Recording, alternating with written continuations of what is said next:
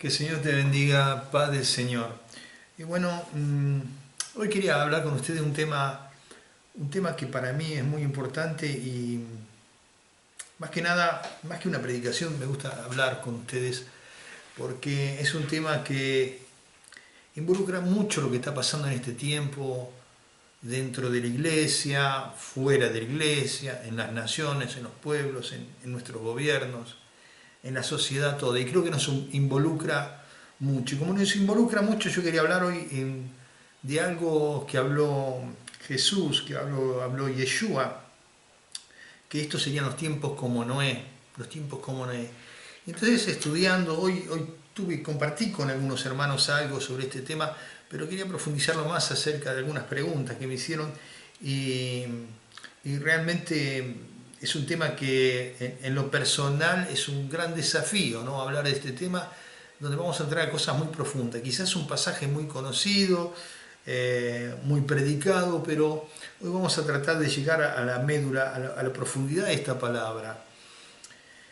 Y yo tengo la ayuda de esta Biblia que la recomiendo, que es la Torá en hebreo español, o sea, con traducción de fonética, y que ayuda mucho por la traducción, ¿no? Porque uno se da cuenta de que, mira, yo vivo en Italia, ¿no?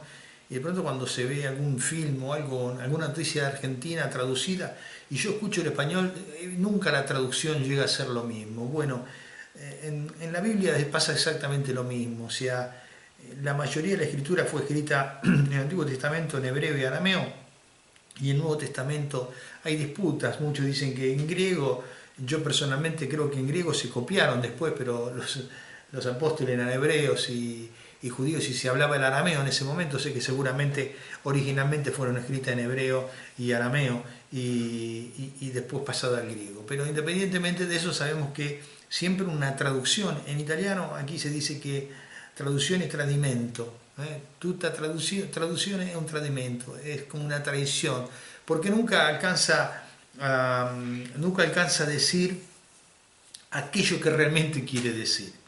Entonces, con la ayuda de esta Biblia, que a mí me gusta estudiar palabra por palabra, ¿no?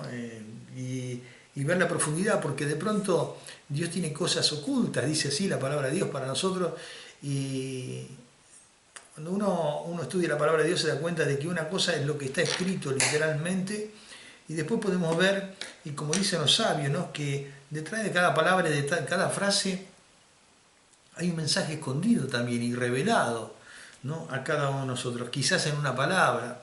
Existen tantos estudios muy interesantes, ¿no? Por ejemplo, dentro del hebreo existe la geometría. Geometría es el estudio de cada letra en hebreo, tiene un número y forman un número, y ese número coincide con muchas cosas. Por ejemplo, el nombre del Eterno con el nombre del Mesías y así. Son temas muy interesantes para aquellos que amamos el estudio, la profundidad de las escrituras. Pero no me quiero ir por las ramas, sino que quiero ir hoy al tema de... Hay una porción de la escritura que en hebreo se conoce como parashá Noaj, o sea, la porción de la escritura que narra a Noé, a Noaj, Noé como lo conocemos en español. Y quería tocar algunos temas interesantes porque yo pensé, y Yeshua en Mateo 24 hace énfasis en Noé, así como en tiempo de Noé serán aquellos días. Y si uno mira en línea, lo primero que nos viene a la mente, y todas las predicaciones que hemos escuchado, es literalmente qué sucedía en tiempo de Noé, qué pasaba en tiempo de Noé. Y en tiempo de Noé lo que sucedía era que había corrupción, había robo, dice que aumentaba el robo, había fornicación, adulterio, había todo tipo de depravación, ¿no? Dice que aún con los animales, ¿no? O sea que... si lo vemos en la primera línea literal como en tiempo de Noé, sí vemos que estamos viviendo un tiempo peligroso, como dice el Señor, y que estas cosas se están viendo. Ahora, esto es lo que venimos escuchando siempre, ¿no?, que estas cosas están pasando. Ahora la pregunta es, ¿qué hacemos nosotros? Nosotros los que nos identificamos con el mensaje. Hoy no quiero entrar en temas doctrinales, si mesiánicos y cristiano evangélico. A mí me parece que como hijo de Dios y seguidores de Jesús o de Yeshua tenemos que romper todas esas cosas que nos separan, ¿no? Y seguir a nuestro Salvador, a nuestro Rey, ¿no? Una fe, un Señor, un bautismo. Es muy claro lo que nos dice la Biblia. Entonces, a veces nos encerramos en doctrinas de hombre y de ahí no salimos. Y entonces yo quería, me venía a la mente qué pensaba por la mente de Yeshua cuando expresaba en aquel tiempo, dice, serán como tiempo de Noé. Entonces, claro, uno observa de que está hablando un tiempo que será similar al tiempo de Noé, pero hubo un Noé. Hubo un Noé que nos representa a cada uno de nosotros, hubo un Noé que representa a cada uno de nosotros como testimonio a esta tierra, si realmente somos obedientes a Dios y somos obedientes al Señor. Y entonces, esta porción de esa escritura en la Biblia hebrea, porque usted sabe que a veces la Biblia, según las Biblias o versiones, cambia el versículo, ¿no? Y aquí, en el versículo 9, ¿no?, del capítulo 6, dice, estos son los descendientes de Noaj. Noaj fue hombre recto. La palabra recto se traduce como sadik aquí. Dice, fue Noaj, ish, hombre, sadik. En el judaísmo, sadik se considera lo que en nuestra Biblia traduce en los justos, una persona justa. Dice que José, el esposo de María, de Miriam, mal traducido María, pero Miriam, su nombre original, dice que fue un varón justo, que no quiso difamar a María cuando estaba encinta, ¿no? Porque según la ley judía, si aquellos que no creían en este milagro lo podían acusar de adulterio. Entonces él estuvo consternado un tiempo y bueno, todos sabemos la historia y vemos que la escritura lo narra en nuestra lengua, llega como y José era varón justo. En realidad la palabra que utiliza Yosef era un sadik. En el judaísmo un sadik es un hombre íntegro, justo, cumplidor de la palabra, honesto, intachable, una persona que uno no puede levantar el dedo para acusar o señalar precisamente como una característica de los verdaderos hombres de Dios y de aquellos que entrarán en el mundo por venir, como dicen en el pueblo hebreo. Bueno, Noaj era un hombre recto, era un sadik, dice en el hebreo. Tamín allá, tamín, o sea, perfecto. Perfecto no hay nadie. Explican aquí los sabios en la traducción que cuando se habla de perfecto es aquel que tiene montones de defectos y esos defectos los va transformando. Nosotros los creyentes sabemos que cuando entra Jesús en nuestro corazón, el poderoso de Israel hace que el que se drogaba se deje de drogar, el que estaba en vicio deje de estar en vicio, el que robaba deje de robar, el que mentía deje de mentir, y así esa transformación transforma a ese hombre manchado por el pecado, sucio y su mente cauterizada por el pecado, lo transforma en un varón perfecto. También lo narra en el Nuevo Testamento, ¿no? Ser un varón perfecto. Ahora, esto no significa que no tenga defectos. Se le llama en esto, en la Escritura, aquellos que quieren moldear su vida y se esfuerzan. Y mientras tú te esfuerces en cada cosa para cambiar, te puedo asegurar de que Dios está obrando en tu corazón. El problema es cuando nosotros no le damos importancia. Hay muchos que dicen, pastor, yo tengo una duda, yo tengo una lucha espiritual, a mí me cuesta esto. Bueno, y lo importante es que esa lucha exista porque significa que todavía el Espíritu Santo está hablando en tu corazón y que tú estás, como le dice Pablo a Timoteo, cuídate de ti mismo y de la doctrina, ¿no? Nuestra vieja naturaleza muchas veces se levanta, casi siempre se levanta, y ahí es donde nosotros debemos sujetar nuestra vieja naturaleza a hacer la voluntad de Dios. Y en este caso, cuando sujetamos esta vieja naturaleza, nos transformamos en sadik, nos transformamos en tamín, en perfecto para Dios, para sus ojos.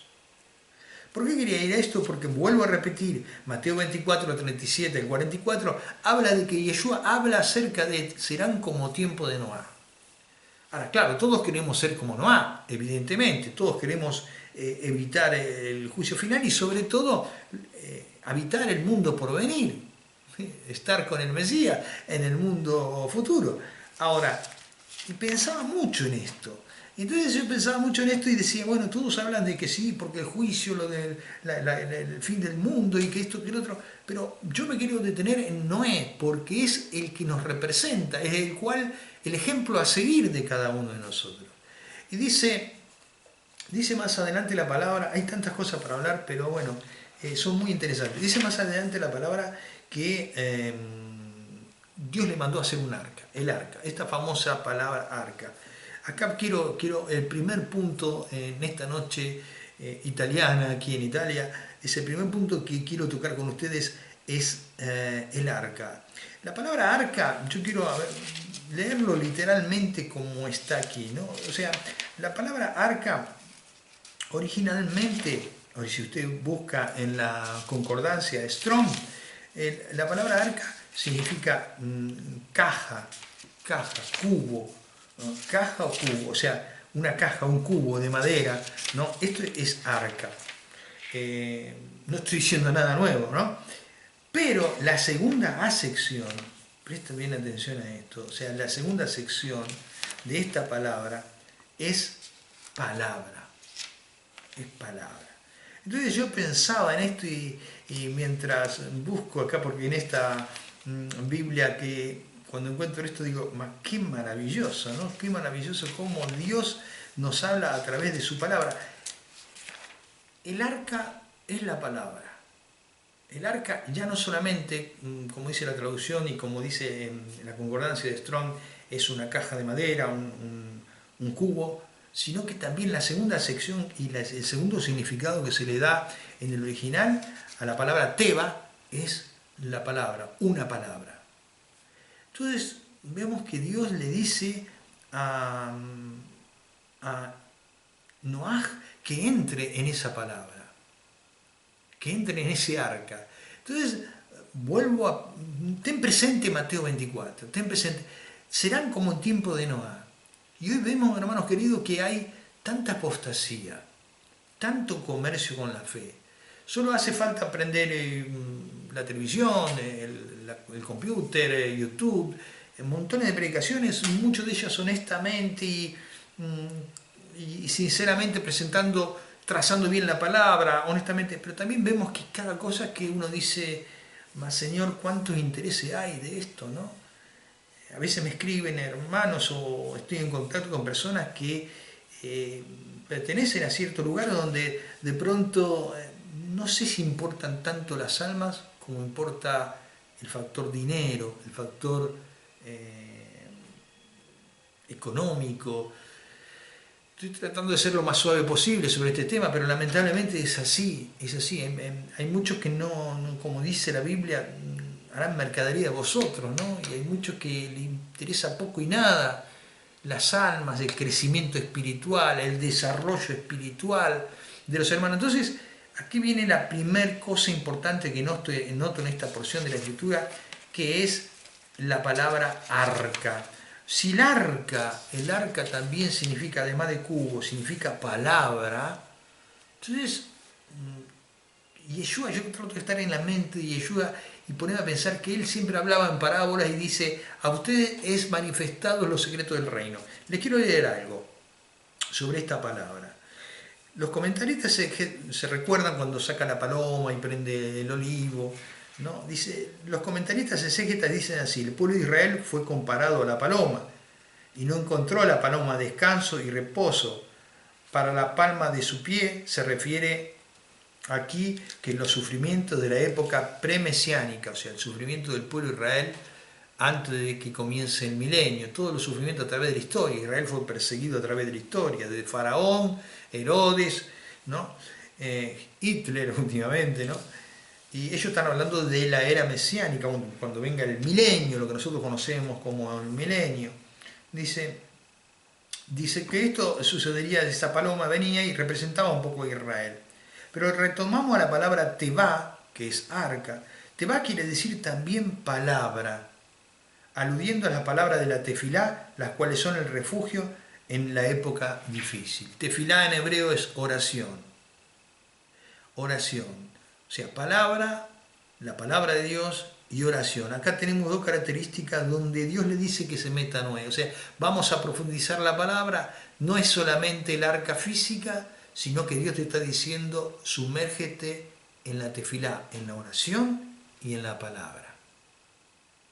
Entonces ya vemos que si estamos en tiempo de Noé, ya no es que me puedo conformar con lo que dice Juan, con lo que dice Pedro, con lo que dice Néstor, sino me debo de sumergir en la tefilá, en la oración y en la palabra, y discernir, porque también la palabra de Dios dice, ya llegará un momento en que nadie enseñará uno al otro, discernir cuál cosa viene de Dios y cuál cosa viene del hombre.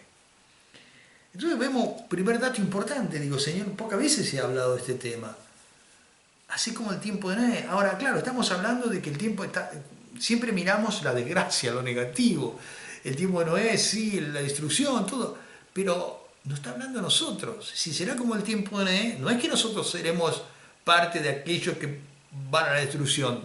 Dios nos guarde, Dios nos quiera, cada una de esas cosas. Entonces, si nos está pidiendo que este ejemplo, si nos pone este ejemplo como Noé, nosotros tenemos que armar el arca. Y el arca espiritual que tenemos es esta, la palabra de Dios y la tefilá y la oración. La palabra de Dios y la oración. Recuerden a Pablo, un hombre ungido, rodeado de varones de Dios, de hombres de Dios, de mujeres de Dios.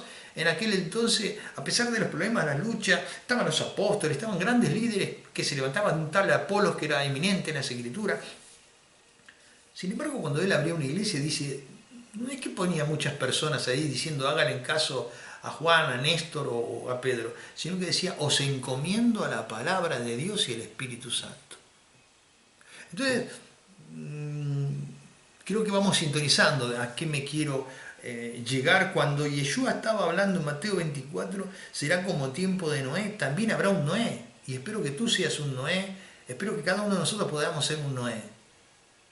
Porque no estoy enfocando a la desgracia, estoy enfocando a aquellos que quieren pertenecer al reino, aquellos que quieren ser copartícipes del reino y del mundo por venir. Entonces acá vemos una cosa muy interesante. Y entonces me ponía a pensar, ¿qué hizo Noé? Noé construyó, no hizo nada por su propio medio. Noé construyó el arca de acuerdo a las indicaciones precisas que Dios le daba. O sea, nosotros en nuestra vida debemos de conducirnos conforme a las condiciones precisas que Dios nos marca a través de su palabra. El que me ama, guarda mis mandamientos. Entonces, ya acá tenemos un buen cimiento para comenzar. Y el fundamento principal y la roca es Jesucristo, Yeshua el Mesías. Sobre este fundamento, mire cómo se sobreedifica. No hagamos la pared torcida ni inclinada, sino edifiquemos conforme a la palabra de Dios. Sin quitar, sin agregar. Entonces, acá tenemos primer paso. O sea, si serán como los tiempos de Noé, nosotros seremos, o al menos anhelamos ser como Noé para ser salvos de esa perversa generación, perfecto. Entonces, hagamos lo que hizo Noé. Y otro tema importante, y esto ya a nivel congregación, es que Noé estuvo varios días en la historia que todos conocemos, y después más adelante el Eterno le dice, después que salió y aparecieron con el olivo, las aves con el olivo, confirmando de que la tierra estaba seca, dice más adelante en la palabra de Dios que Dios le dice, sal, y Dios le abrió la puerta y salió del arca. ¿Qué también digo, Señor, ¿qué hay detrás? O sea, en la línea vemos, sí, salió, Dios lo mandó, pero ¿qué nos quiere decir Dios a través de esto? A través de su palabra, que es viva, eficaz, cortante como doble filo y que tiene una profundidad tremenda, ¿no? Al nivel, dicen los místicos, al nivel soft, o sea, al nivel escondido para muchos, pero revelado para otros, el nivel de la palabra. Dice que Dios le abrió la puerta y le dijo, sal. Ahora, literalmente salió del arca, de esta caja de madera, para habitar la tierra, para el nuevo mundo. Era el nuevo mundo en ese momento. Ahora, pensemos por un instante esto. A veces nosotros, los creyentes, voy a decir creyentes para que nadie se ofenda, porque si uno dice Yeshua, uno piensa que está judaizando. Si uno dice Jesús, dice que está cristianizando. Entonces hoy estamos viviendo un tiempo tremendo. No creo que tiempo de no es como lo pronuncies, sino como está tu corazón en relación con el Hijo de Dios, ¿no? Y con la palabra de Dios. Entonces, bueno, no quiero entrar en ese tema que lo daremos para otro momento, pero sí, por un momento, pensar en que Dios le abrió la puerta del arca y le dijo, sal fuera.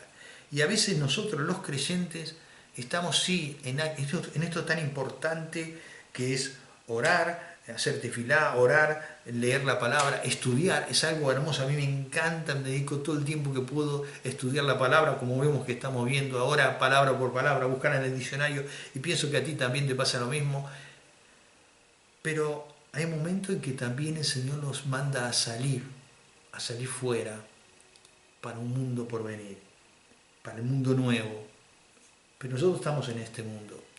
Yeshua dijo, Padre, no pido que los quite del mundo, sino que los guarde del mal. Entonces, no somos del mundo, pero sí estamos en el mundo. David dice reinar en medio de los enemigos. Entonces pensaba, a veces vemos, yo acá en Italia veo que hay lugares aislados, en montañas, donde están de pronto o los franciscanos o los jesuitas escondidos ahí, haciendo semanas de silencio y de penitencia, como dicen ellos. Y sí, es respetable, está bien, pero ¿cuál es el mérito? El mérito es que cuando nos armamos con esto, con la tefilá, con la oración, con la palabra de Dios, es poder salir al mundo y manifestar esta luz, la luz de Dios. Cuando Yeshua puso el ejemplo de que le daba el talento a cada uno y alguno le había dicho, Señor, yo sé que tú eres una persona rígida y yo lo guardé, tuve temor, el Señor se enojó muchísimo porque había escondido el talento. Y no estoy hablando, a veces pensamos mal qué cosa es el talento, a veces pensamos que el talento es, sí, porque mi ministerio es cantar o mi ministerio es predicar. No, no, sí, también lo es, pero el talento es aquello valioso que Dios puso en tu corazón para aportar luz en esta sociedad. Una luz no se esconde. La palabra dice el candelabro. El candelabro era el candelabro de 7 brazos, ¿no? Que representaba el Espíritu Santo y las virtudes del Espíritu Santo. No se esconde. Entonces pensaba, por eso hablaba hoy al principio sobre lo que pasa en el mundo, ¿no? Lo que pasa en mi Argentina, viendo la corrupción, viendo que el preso queda libre y el trabajador queda preso, veo que el delincuente tiene más derechos que el hombre honesto, y entonces pensaba, digo, nosotros como pueblo de Dios, ¿qué estamos haciendo? No estoy diciendo pero cada uno en el lugar donde está. Yo recuerdo muchas veces cuando recién empezaba los caminos del Señor, te decían, no, nosotros en política no nos metemos porque el Señor viene y no va. Sí, pero hermano querido, tenemos un compromiso, estamos en el mundo aquí. No somos del mundo, pero estamos en el mundo. Hablaba los otros días con un varón, decía, con este principio, si los cristianos, si los verdaderos creyentes, independientemente de si eran bautistas, presbiterianos, mesiánicos, aquellos que tenían principios de fe en su corazón, no hubiesen hecho algo por esta humanidad, hoy estaríamos como hace 3000 años atrás, con la esclavitud.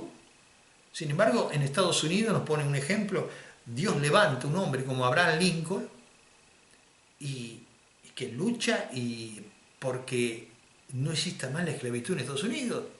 Y así vemos que se levanta un hombre como Martin Luther King por el derecho de la igualdad. Ante un negro no podía ir al mismo baño en la escuela que un blanco. Y así vemos montones de hombres que Dios levanta.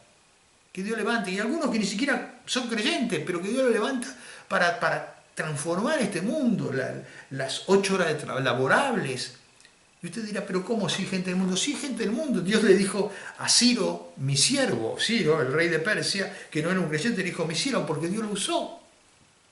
Entonces yo preguntaba si será como en tiempo de Noé, y vemos todo lo que vemos, cuando vemos la corrupción, cuando vemos la mentira, cuando vemos que el delincuente y el corrupto sale libre y el pobre trabajador tiene que encerrarse en su casa y apenas puede sobrevivir, que el que vive de changa, que el que vive de extra, tiene más problemas, y ver que aquel que es como que se perdió todo tipo de vergüenza, como en tiempo de Noé. Entonces ahí, a este punto voy, era mi intención de hablar en esta noche.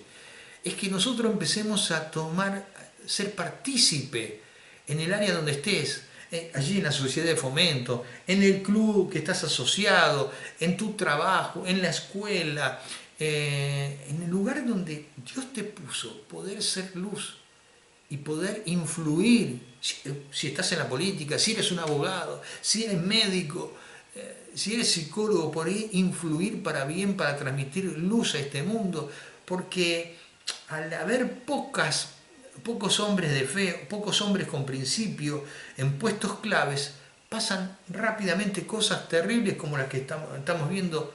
Yo hablo de Argentina, por ejemplo, ley del aborto, ¿no?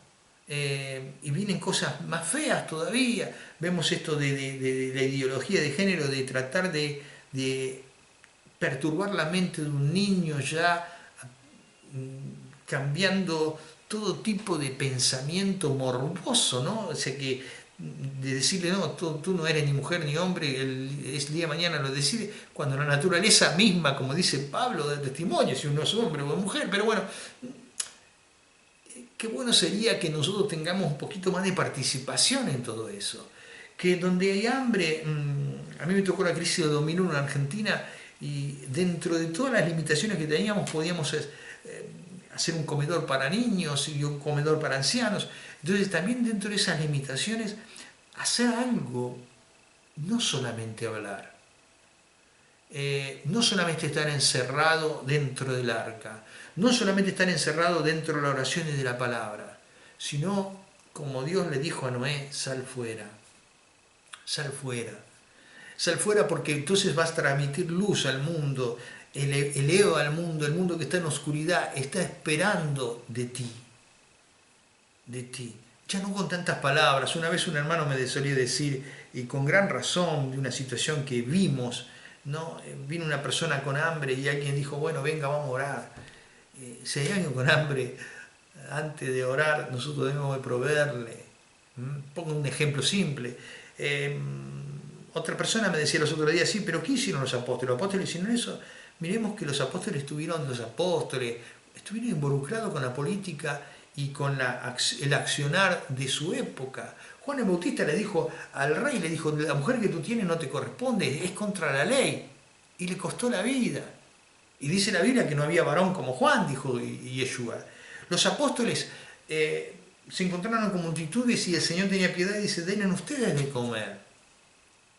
Cuando veía un enfermo lo sanaba, bueno, dirán mucho, bueno, pero hermano, nosotros no somos Jesús, no hacemos, yo no puedo hacer un milagro, o rara vez que Dios me responde, puede responder alguno. Pero si usted ve el pasaje en Mateo, 2 veces lo repite, si no recuerdo mal, dice el Señor que sanaba a los enfermos y curaba toda dolencia. Toda dolencia. Curaba toda dolencia. Entonces, el Señor no era que solamente sanaba o se miraba, toda dolencia. Cuando hablamos de dolencia espiritual, física, aquel que no tenía trabajo, o sea, dice Juan, el apóstol Juan, que si se escribiera todo lo que hizo Yeshua, no alcanzarían todos los libros del mundo. Entonces, creo que esta es la parte que tenemos que como pueblo de Dios despertar. Este es mi mensaje que me inquietaba todo el día mientras yo estudiaba esta palabra. Nos debe inquietar a esto, al compromiso real, no tanto a palabra, sino más hechos. Porque la fe sin obra es muerta. La fe sin obra es muerta. Entonces, por eso meditaba en esto tan hermoso que el arca no es solamente el arca, sino que también significa la palabra. Nos metemos en otra palabra, pero llega un momento en que Dios le dice a Noé, sal fuera. Y quizás es el momento que nos está diciendo ahora, sal fuera, para cambiar este mundo, para que no se vuelva a destruir, para que muchas personas puedan conocer al Mesías, puedan conocer al Salvador, al Redentor, y que puedan glorificar a Dios a través de nuestras vidas. Así dice la palabra de Dios. Miremos que los apóstoles se preocupaban por las viudas, ¿no? Entonces, a veces me llegan algunos comentarios, ¿no? Que tú sabes que allá, que acá. Yo digo, qué lindo sería que como pueblo de Dios, en donde nos toque trabajar, donde nos toque servir, podamos alumbrar, ¿no? Y como fue la iglesia primitiva. Entonces las señales nos acompañarán. A veces escuchamos del ayuno y el ayuno es bueno, es buenísimo el ayuno.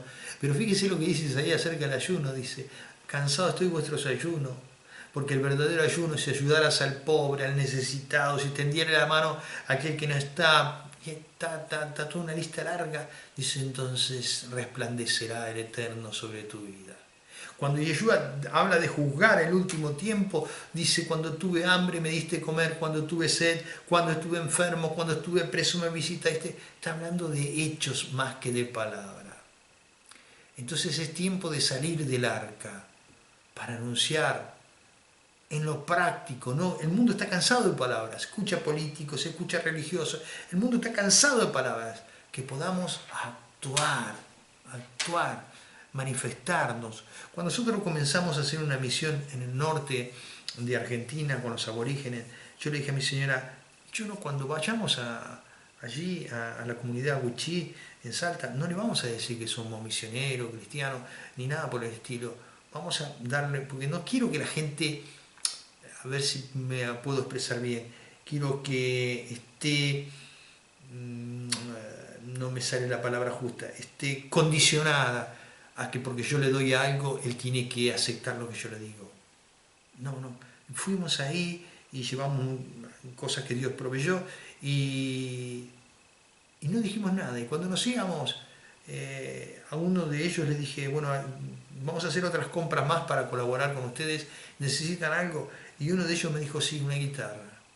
Y entonces yo la miré a mi señora y me dijo, Ernesto se llama este varón, porque sí, alimentos, todas esas cosas tenemos, pero quiero una guitarra porque quiero alabar a Dios. Y obviamente que ahí dentro de mi corazón salió gloria a Dios, porque no forcé una situación, porque el testimonio y la coincidencia seguramente dada por Dios permitió que en ese lugar muy humilde podamos estar alabando al Señor y predicando con palabras y con hechos, con el arca, con la palabra, con la tefilá, con la oración y con hechos. Entonces creo que esto es lo que hoy me conmueve en este día. Y ustedes saben que el apóstol Pablo también decía, ya que estamos en el tema del arca, vamos a entrar ahora en el tema de el crecimiento espiritual, ¿no? Para terminar. Hay otra palabra que me llamó la atención en el hebreo, y que es que los animales iban solos al arca. Los animales iban solos al arca y muchos hombres rechazaron. Porque es Noé con su familia, pero muchos hombres rechazaron. Sin embargo, muchos animales obedientemente escucharon la voz de Dios y se acercaron al arca. Aún yo ya tengo mis años, voy camino a los 62 años, y recuerdo cuando fue el terremoto de Caucete en Argentina, en San Juan, y me acuerdo que la gente decía, un gran terremoto, muy grande, decía, unas horas antes sentíamos los caballos relinchar, los perros que ladraban y los animales que estaban convulsionados, habían percibido antes los animales, ese instinto que Dios le dio, esa señal que Dios le dio. Bueno, también en tiempo de Noé también percibieron mucho más rápido que los seres humanos, porque rodearon el arca y entraron de dos en dos solitos, percibieron. A veces los animales, hasta los animales nos superan. A tal punto nos superan que en un verso de la Biblia, a ver, lo quiero encontrar aquí, hay un verso de la Biblia que me dejó helado porque nunca lo había visto de esta forma, cuando dice, a ver, quiero encontrarlo, está hablando de cuando van de pareja en pareja, acá está, en hebreo dice, es increíble, Shiva Ish es hombre, dice 7 y 7, estoy hablando del versículo 2 del capítulo 7. Veishto y su esposa, Umin Abema Asher Lo Teorá y Shenaim Ish Veishto. ¿Sabe qué estoy diciendo? El Señor, cuando hace entrar a esta copia de animales puros, dice, está diciendo, la traducción dice, el hombre y su esposa. Yo digo, yo estoy leyendo mal. Empecé a investigar hoy todo el día, estuve con este tema del hombre y su esposa. ¿Cómo puede ser? Si está hablando de los animales. Después, sin embargo, cuando habla de las aves, dice macho y hembra. ¿no? Pero la traducción ish, hombre, que en nuestra Biblia traducen copia de animales, obvio, ¿no? Como lo van a traducir. Pero pensaba, fíjese cómo el Señor, eh, quizás los estudiosos de la Torah, mire, le voy a leer lo que dice el comentario en hebreo, lo que dice el comentario en hebreo sobre esto. ¿Por qué los animales dice hombre y su esposa? A los animales, ¿no? Y a las aves le dice macho y hembra, porque los animales, escucha bien amigo, porque los animales se aparean igual que las personas, mas las aves solo ponen huevos. El Talmud dice, aunque no existe entre los animales el concepto marital, así como lo entendemos los seres humanos, por ser que estos cuidaron su especie y no se aparearon con otras especies, merecieron el concepto de hombre y esposa. No sé si me entendieron. Lo que está diciendo, recordemos el momento que vivía la humanidad. En ese momento cuenta todo el contexto, nos da a entender que era la aberración sexual más tremenda, como está ocurriendo lamentablemente en estos tiempos. Seres humanos con animales, tenían relaciones con animales, se mezclaban, cosas que prohíbe la Torá, mezclar las razas, prohíbe eso, prohíbe que una cruza de un animal con otro animal, que es un perro con un zorro, no, prohíbe la Torá todo eso. Y acá dice que los animales mantuvieron su integridad. Y entonces, que suponen los rabinos que se refiere a Ish, en este caso, solamente en este versículo, en el versículo 2 del capítulo 7, como hombre y mujer, como si estuviera hablando de un matrimonio, como si estuviera hablando de un ser humano, pero realmente está hablando de los animales, no de las aves, de los animales caminantes, para llamarle. ¿Por qué? Porque no se habían contaminado, o sea, tuvieron, como se dice en la mística hebrea, tuvieron más mérito que el hombre. Y realmente, ¿no? Es interesante ver, yo me quedé pensando por qué Dios, porque este fue escrito con el dedo de Dios, la Torá fue escrita con el dedo de Dios, por qué Dios le llamó, en este caso particular, cuando entraron los dos, una pareja de un hombre y su esposa. Increíble, ¿no? Para pensar, ¿será que era tal la degradación humana que los animales estaban más elevados?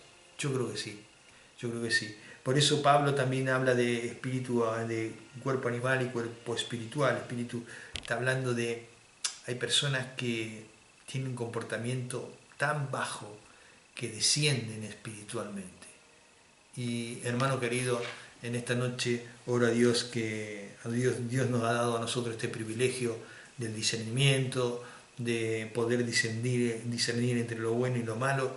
Oro a Dios en mi corazón que nos comportemos no como bestias, no como animales irracionales, no como puros religiosos, sino como Noaj, que se metió en el arca, en la palabra, se